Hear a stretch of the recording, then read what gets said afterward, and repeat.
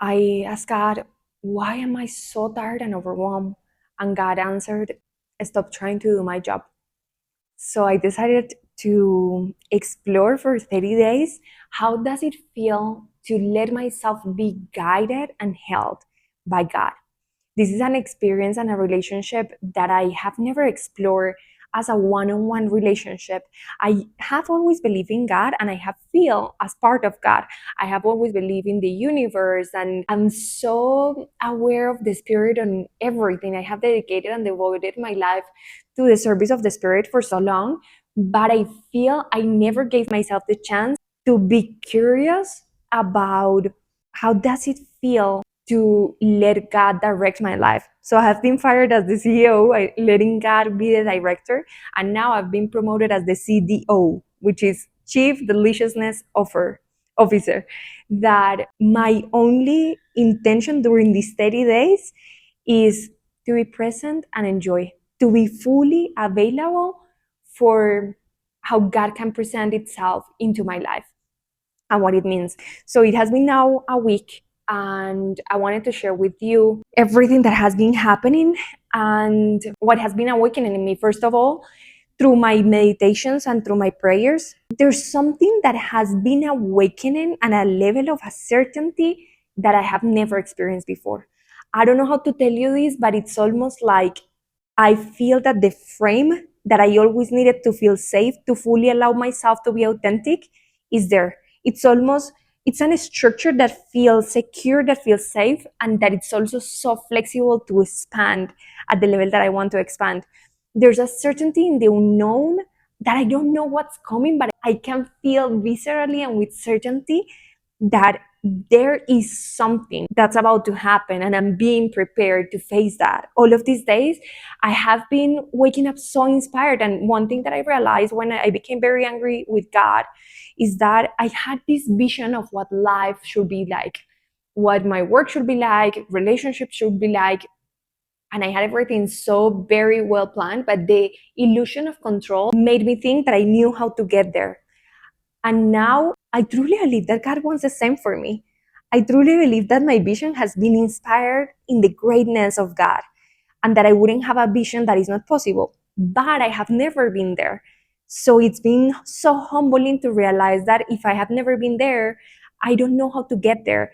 And I have been trying to make my way into getting there faster in a different manner.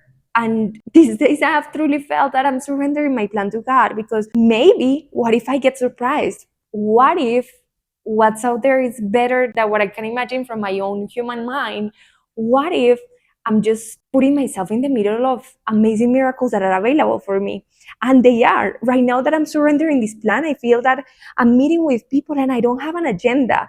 I am so fully present that I can see every single word and feel everything that's being transmitted to me as a confirmation of what I'm feeling in the nights. Honestly, I'm being awakened at 3:30 a.m. I cannot fall asleep and I start doing my meditation and my prayer, and I can feel my body dissolving into a field of possibilities. I have always been very afraid to share these experiences because I work with leaders and I cannot keep it anymore. Now that I know that this is not something mystical, that this is not something weird, that the more tapped in and connected that we are, the more success we have, because we are in alignment, and in alignment we enter flow state. Right now it's not a time for us to go and do hard work.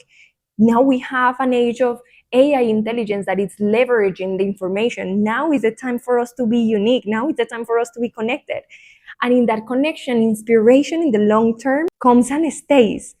I'm stay waking up at 3:30 in the morning and doing my meditation for at least an hour, where I am having very mystical experiences this week.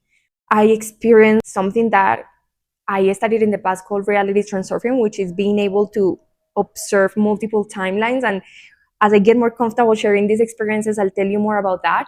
But after that, I get ready. I wait until the sun comes out and I take my walk to the gym. And that day, I stop in a place where there's a lot of people that pray often. There's like a virgin. And during my life, I've never been a fan of images or going after something. Anyway, I do feel that we're in these places like temples and spiritual spaces where people come together around faith. There's an invocation and there's a frequency that is created with faith. It's almost like a portal. And I've been stopping there and bringing so many memories of things that I used to see as a child and ways in which I felt very connected to the divine. But that day I was doing a prayer about miracles. And I every single morning, this is something that has changed my life, wake up and I say, Dear God, dear universe, show me what are the miracles that are available for me today. I am open to receive them and show me how delicious life can get. And this has opened doors that I couldn't imagine in my wildest dreams. But that day, I remember that in the book, A Course in Miracles, a miracle is a change in perspective. So when I was leaving the space to keep going to the gym, there was this man that you could see that he has been working and probably living in the streets. And he looks at me and he asked me, Hey, ma'am, can I have your headphones? I use my headphones for everything.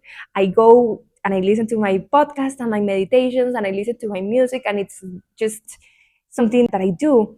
But in that second, I saw in the face of this man that emotion that we had when we were kids and we saw a toy that we thought that we couldn't have.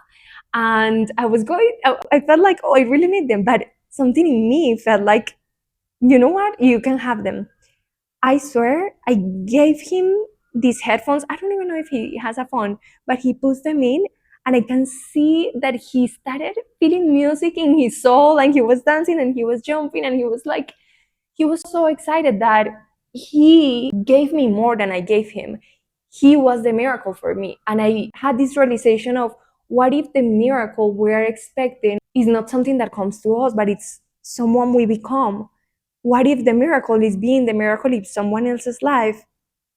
And if the first step to receive something is to be a channel for that to be given to others, I swear that my soul was so fulfilled and motivated after seeing something so beautiful, and how a simple moment in present can shift your perspective in life and make you be so grateful for what's already here. This is the other part of surrendering my plan to God, that I'm not in a rush to get somewhere and I'm not in an entitlement of this is how things should be and I know better.